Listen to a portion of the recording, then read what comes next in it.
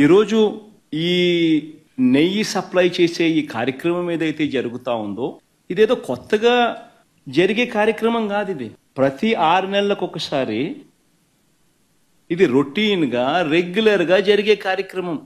అని కొన్ని పార్టీల వాళ్ళు కుట్రపూరితంగా ఈ కార్యక్రమం చేస్తున్నారు. అయినా సరే మనందరం కూడా మనందరినీ కాపాడేది ఆ దైవమే, ఆ జీసస్. వాళ్ళు మన అనేక పశువులను మనం చూస్తాం, అవి చాలా తింటాయి, తినొచ్చి పాలిస్తాయి.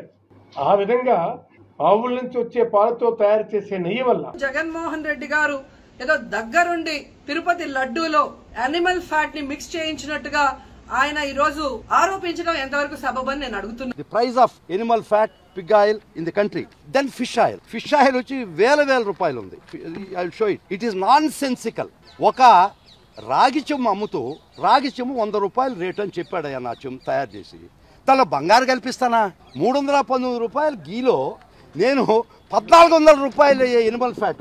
ఆంజనేయ స్వామి చెయ్యరు కొడితే ఆంజనేయ స్వామికి పోయేది ఏమి లేదు, బొమ్మదే. అట్లాగే ఆ గుడికి వచ్చే లాస్ ఏమి లేదు. 10 కేజీలు వెండి ఎత్తుకుపోతే 6 లక్షలు 7 లక్షల రూపాయలు. దాంట్లో మిల్లు కట్టేది లేదు, మిద్దులు కట్టేది లేదు. అంతర్వేదిలో 1 కోటి రూపాయలు రథాన్ని తగలబెడితే ప్రభుత్వం రథం చెందుతుంది. దానివల్ల దేవుడికి పోయేది ఏమి లేదు.